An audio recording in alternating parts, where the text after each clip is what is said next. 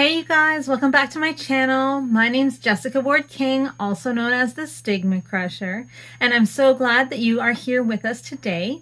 Here at this channel, we tackle the topics of mental health and mental illness from my twin perspectives as a person with lived experience of bipolar II disorder, as well as a PhD in experimental psychology. So if that sounds like your jam, you're in the right place. I would invite you to hit that notifications bell and the subscribe button if you want to know when I post every single week. And I guess with that, it is time for us to start crushing stigma for this week. So today I thought we would talk about what I'm calling the 5 stupidest things that people say to people with mental illness.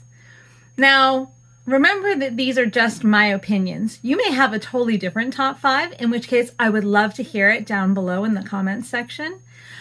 You may also disagree with the ones that I post up, which is totally fine too. These are mostly based on my own lived experience and the things that people have said to me in the past and to a certain extent continue to say.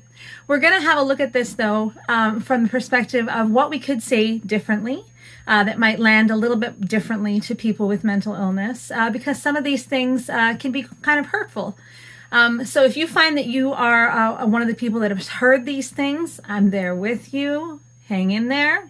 If you are one of the people that you think, uh-oh, maybe I've said some of these things, we all have. Don't worry.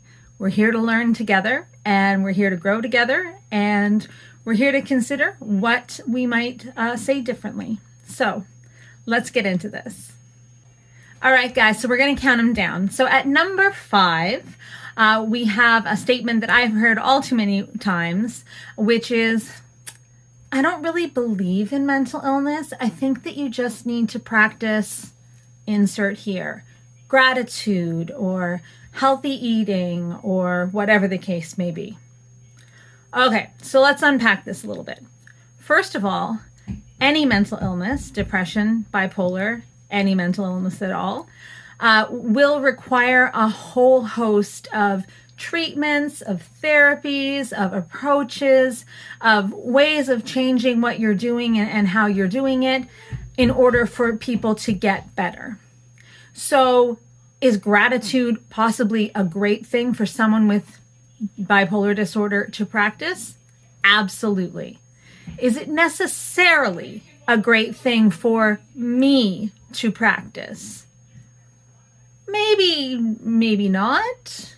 And so the problem with the statement is, the first problem with the statement is that this, whatever it is, magic bullet is going to help you as a sufferer with mental illness. And that just may not be the case. Perhaps it will, but perhaps it won't. The other big problem with this statement is the whole, I don't really believe in mental illness. There are a whole host of folks that are anti-psychiatry as well as anti-pharmaceutical, and often those things go together.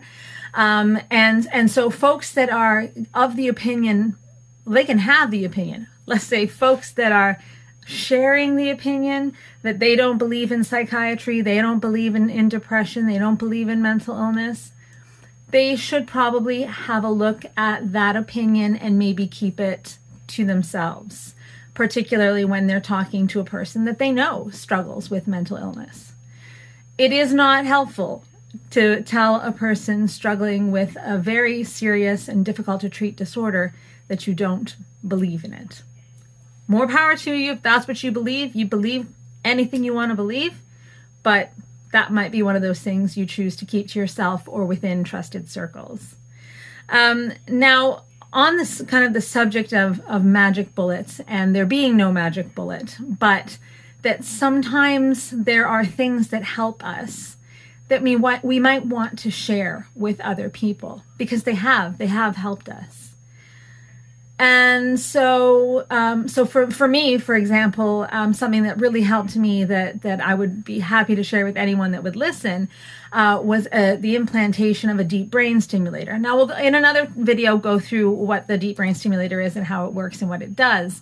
But just suffice to say that it's implanted in my brain, and there's a battery right here, and with that constant surge of electrical pulses, it keeps me well. It keeps me more well than I was before it, in any case. But I know that brain surgery is not a solution for very many people. And so when I would want to share that, I would always think to myself, well, how is this going to land for the person that's struggling with mental illness? And if I think to myself, well, they're going to hear of potentially a solution that they can't access, not so helpful.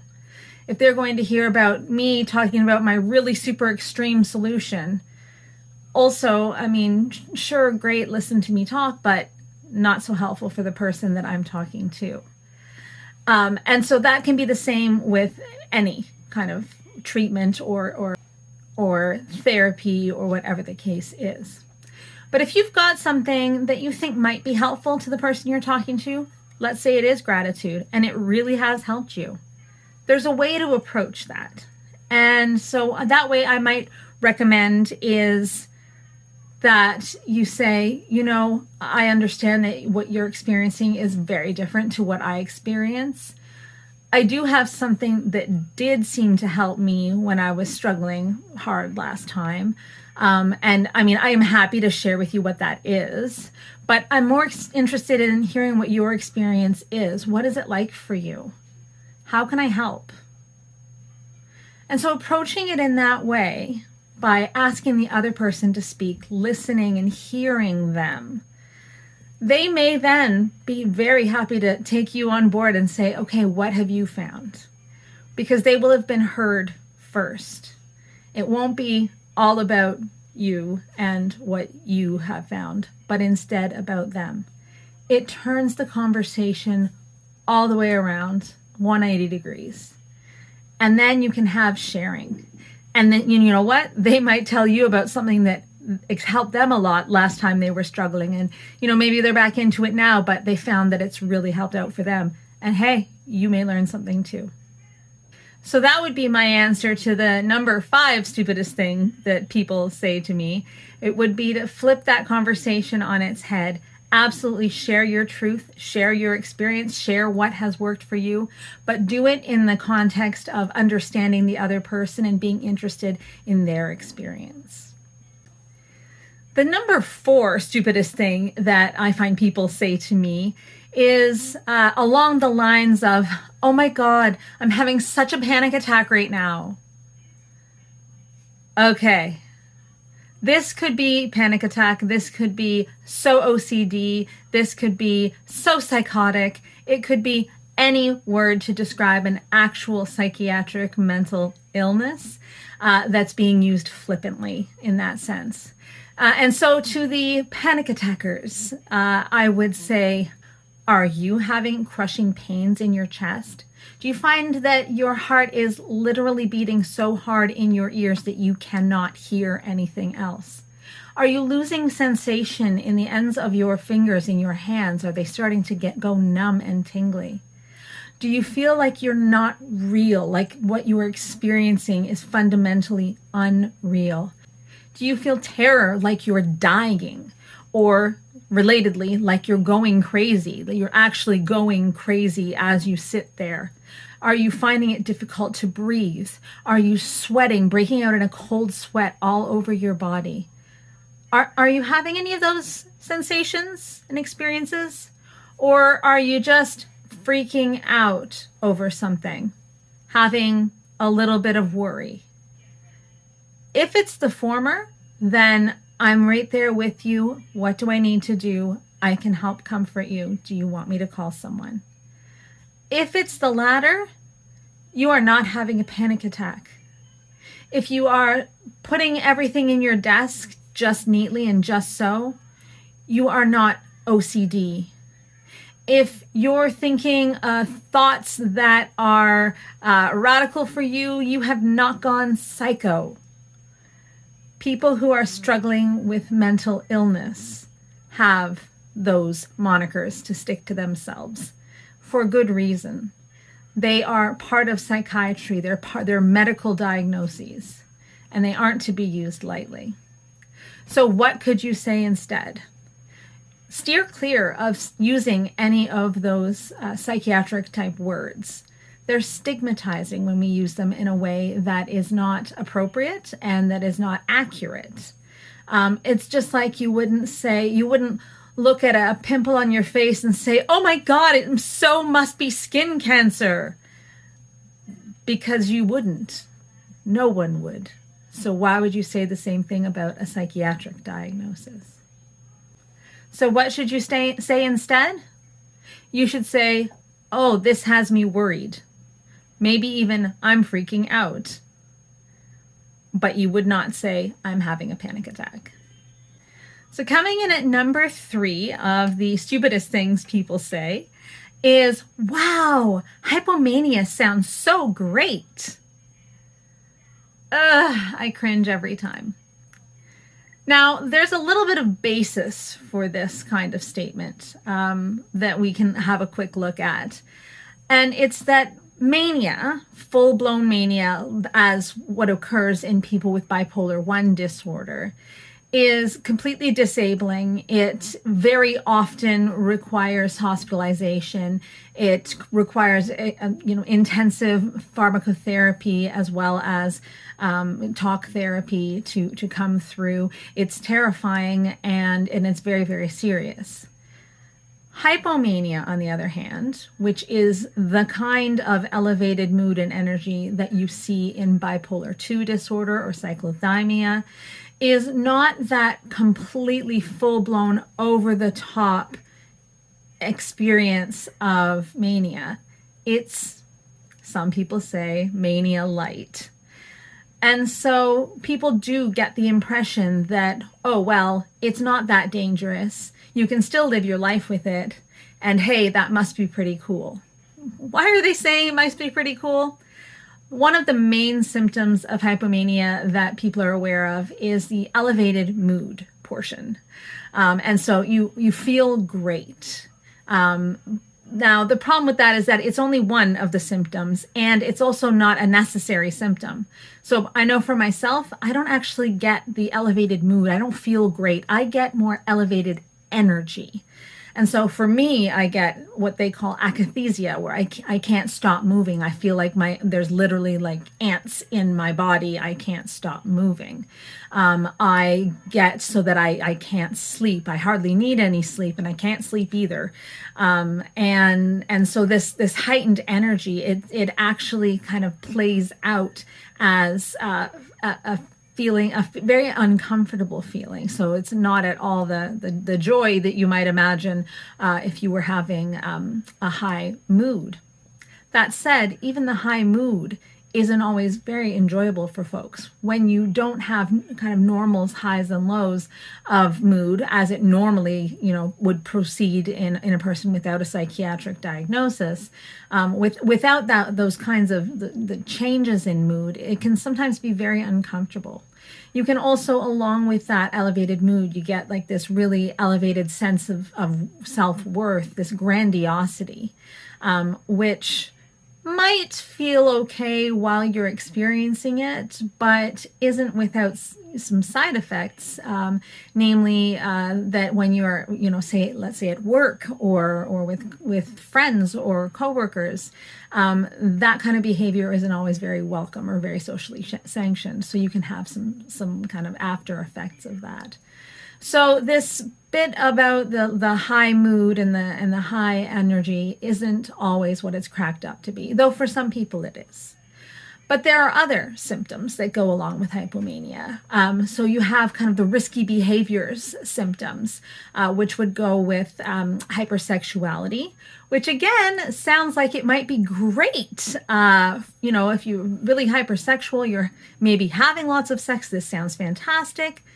The problem comes when the partner that you choose to be with, or partners that you choose to be with, are not enough. They're not meeting your needs. You're having to look for that gratification outside of those relationships. You may also be using, multiple partners and unsafe means because you're feeling reckless due to the hypomania, and so you can get some really problematic sexual behaviors there as well. Another one is spending. If you've been manic or hypomanic, you know that the credit card and the Amazon in the middle of the night, when nobody else is awake and you're not, and you are, that is a dangerous thing. And so hyperspending definitely can have knock-on effects.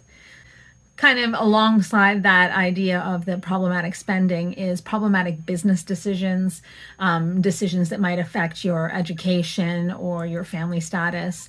When you're in hypomania, it's not the greatest time to make decisions, to make long-lasting decisions. But people do, because they do feel good, or they feel grandiose, or they feel like they cannot be beaten. They have this expansive mood. And so people will try to make those decisions, and that can be really harmful.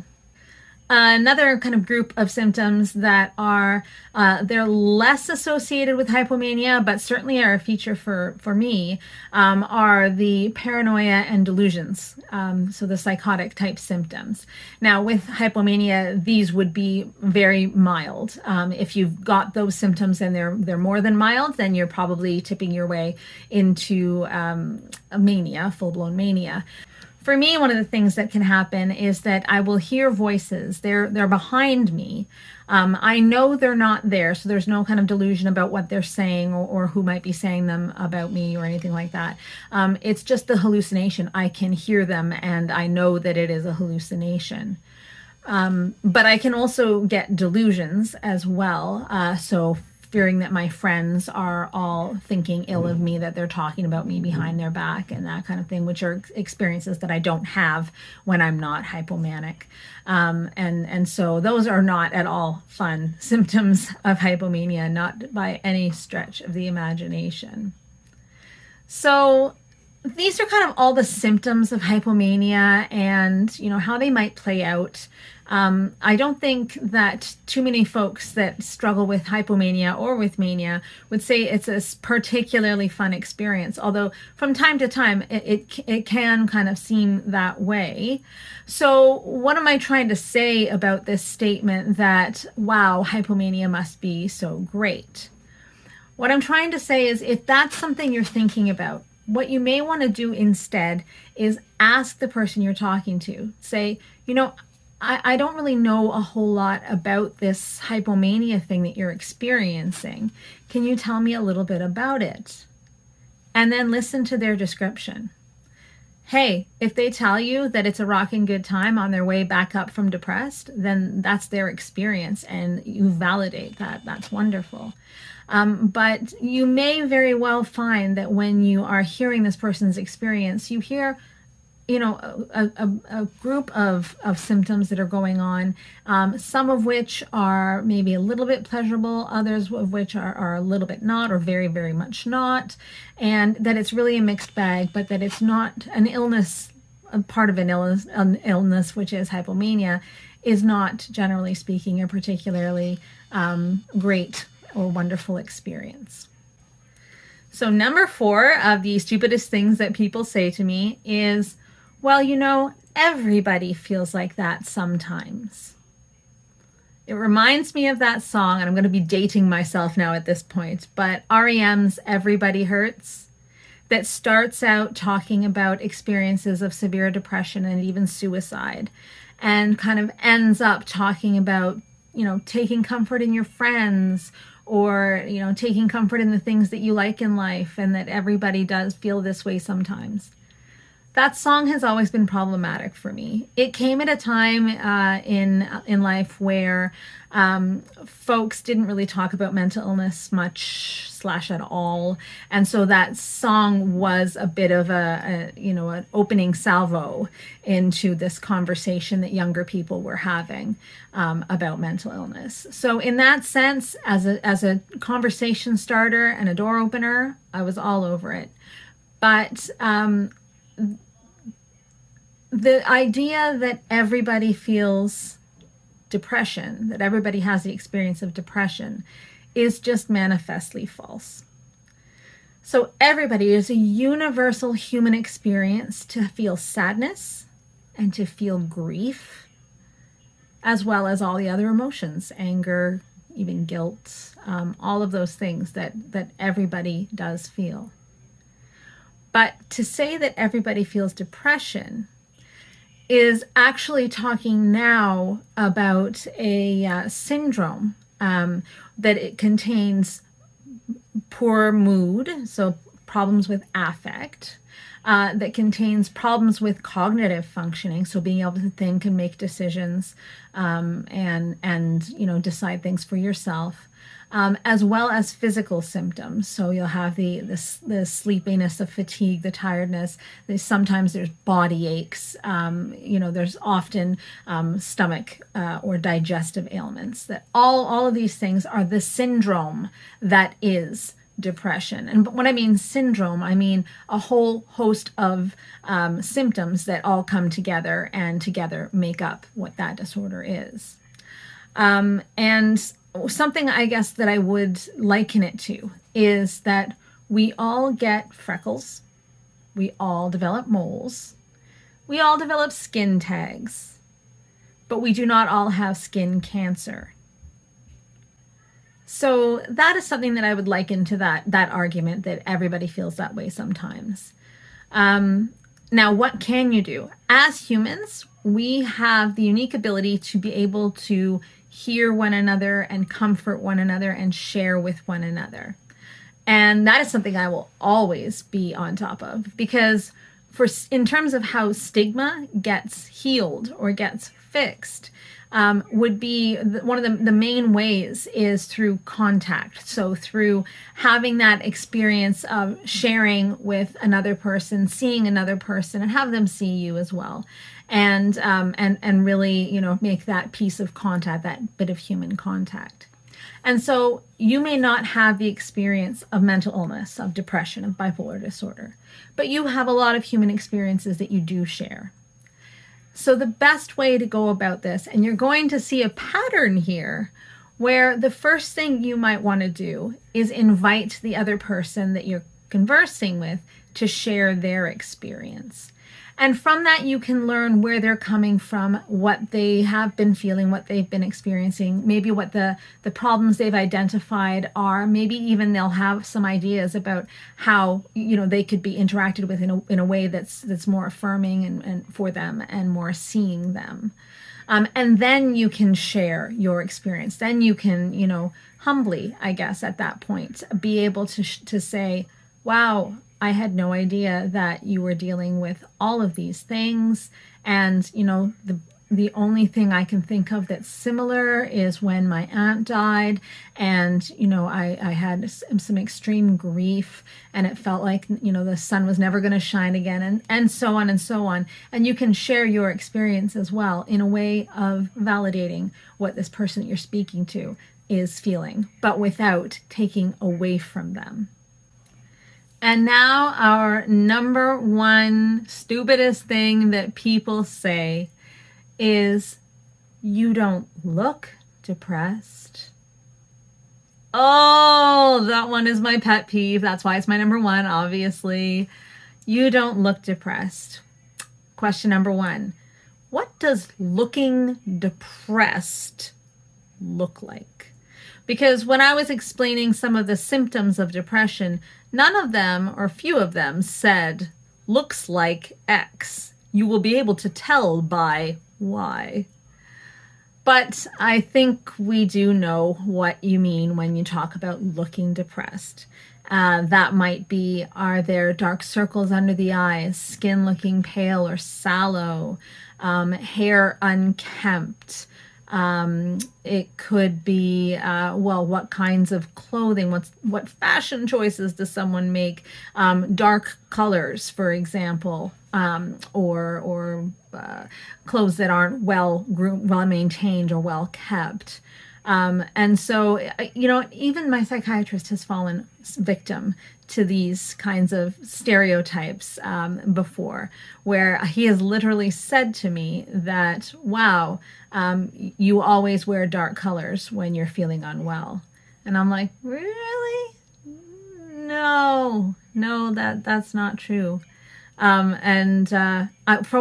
another thing, I guess I could say, do I look depressed right now?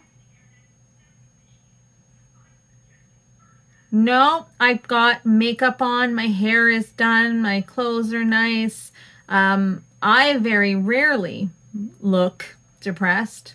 I have what they call high functioning depression, where I can go to work and I can, keep myself up, and I can keep up the household chores and stuff most of the time while I'm in the kind of the chronic phase of depression. Um, and so, I almost never look what they call depressed, which would be, what is depression?